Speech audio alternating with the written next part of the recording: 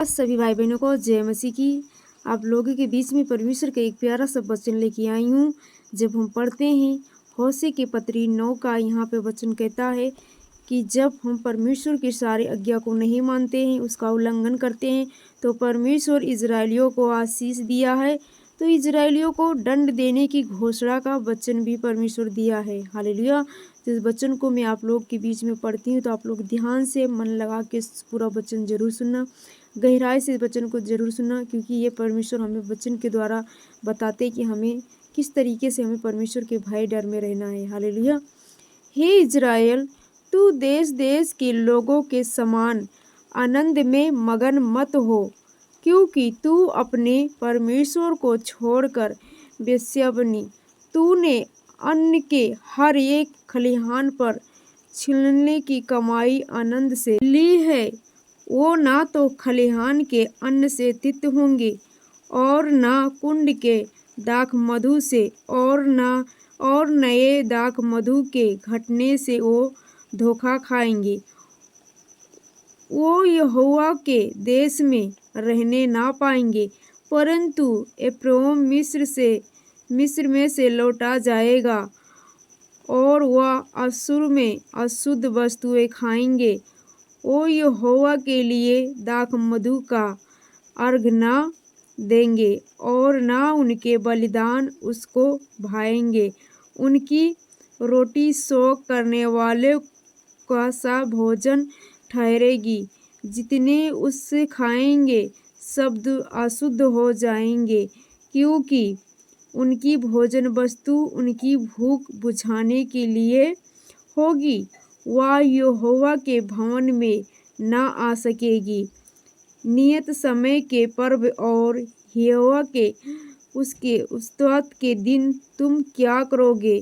देखो, वह नष्ट होने के डर के मारे चले गए, परंतु वह मर जाएंगे, और मिस्र उनके शव इकट्ठा करेंगे, और मोआब के निवासी उनको मिट्टी देंगे। उनकी मनभावनी चांदी की वस्तुएं बिच्छू पेड़ों के बीच में पड़ेगी, और उनके तंबुओं में झड़बेरी उगेगी। दंड के दिन आए हैं, बदला लेने का दिन आए हैं, और इजराइल यहाँ जान लेगा उनके बहुत से अधर्म और बड़े दोष के कारण। भविष्यवक्ता तो मूर्ख, और जिस पुरुष पर आत्मा उतरता है वह बबला ठहरेगा। एप्रैम में परमेश्वर की ओर से प्रहुआ भविष्यवक्ता सब मार्गों में बहेलियों का फंदा है, और वह अपने परमेश्वर के घर में बैरी हुआ है। वह गीबा के दिनों की भांति अत्यंत बिगड़े हैं, इसलिए वह उनके अधर्म की सुधि लेकर उनके पाप का दंड देगा। मैंने इजरायलियों को ऐसा पाया जैसे कोई जंगल में दाख पाए, और तुम्हारे पुरखाओं पर ऐसे दृष्टि की जैसे अंजीर के पहले फलों पर दृष्टि की जाती है। परंतु उन्होंने पौर के बल के पास जाकर अपने को लज्जा का कारण होने के लिए अर्पण कर दिया, और जिस पर मोहित हो गए, और पृथ्वी समान घिनौने हो गए। एप्रैम का भव्य पंछी के समान उड़ जाएगा, ना तो किसी का जन्म होगा, ना किसी को गर्भ रहेगा, और ना कोई स्त्री गर्भवती होगी। चाहे वो अपने बाल बच्चे का पालन पोषण कर बड़ा भी करे, तो भी मैं उन्हें यहाँ तक निर्वंश करूँगा कि कोई भी ना बचेगा। जब मैं उनसे दूर हो जाऊँगा, तब उन पर हाय। जैसा मैंने शोर को देखा, वैसा एप्रैम को भी मनभावने स्थान में बसा हुआ देखा, तो भी उसे अपने बच्चों को घातक के सामने ले जाना पड़ेगा। हे यहोवा, उनको दंड दे। तू क्या देगा? यहाँ की उनकी स्त्रियों के गर्भ गिर जाएंगे, और स्तन सूख जाएंगे। हालेलुया। इजराइल का घराना कौन है? आप और हम ही लोग हैं कि इज़राइल का घराना है। परमेश्वर इज़राइली लोगों को आशीष भी दिया है, क्योंकि जब हम परमेश्वर की सारी आज्ञा को मानते हैं, उस पे चलते हैं, तो परमेश्वर हमें आशीष देता है। परंतु जैसे हम आज्ञा का उल्लंघन करते हैं, तो परमेश्वर हमें क्या करता है? श्राप भी देता है। श्राप का घोषणा का वचन दिया परमेश्वर, जो इस वचन को हम अभी देखे हैं।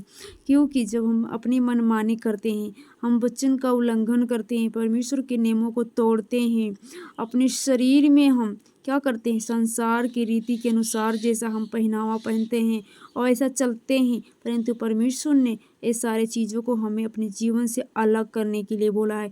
यदि संसार के रंग ढंग में क्या होता है, कोई अपने घर में शादी करता है या कुछ भी अपने घर में पार्टी समारोह करता है, तो वो हमें इनवाइट करता है, तो हम क्या करते हैं? उस खुशी में हम चले जाते हैं शामिल होने के लिए।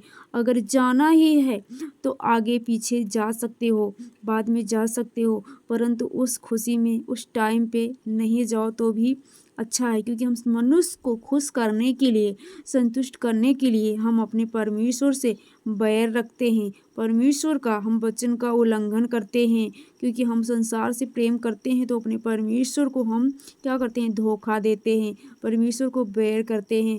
इसलिए अपनी मनमानी नहीं करना है, परमेश्वर के वचन का पालन करना है, क्योंकि जो कोई परमेश्वर का आज्ञा नहीं मानेगा, वो सारे को परमेश्वर क्या करेगा? नष्ट कर देगा। उसका वंश जो है निर्वंश कर देगा। कभी भी वो स्त्रियाँ जो है फल नहीं ला पाएगी, वो एक बच्चा नहीं जन्मा सकेगी, क्योंकि उस पर जो है यहोवा परमेश्वर का दंड होगा। उसका स्थान जो है सूख जाएगा, उसका बच्चा जो है गिर जाएगा, नष्ट हो जाएगा। हालेलुया। आज का वचन जितने भी भाई बहन सुने हैं, प्रभु आप लोगों को बहुत आय से आशीष दे। मैं आशा करती हूँ कि आप लोग परमेश्वर के भय डर में रहोगे, ईमानदारी के साथ में चलोगे, ताकि परमेश्वर आप लोगों को ये सारी विपत्तियों से, सारी मुसीबतों से आपको बचा के रखे, आपको सुरक्षा रखे। हालेलुया। आज का वचन आप लोगों को समझ में आया है तो और भी मसीह भाई बहनों तक शेयर जरूर करना। हालेलुया। सभी को जय मसीह की।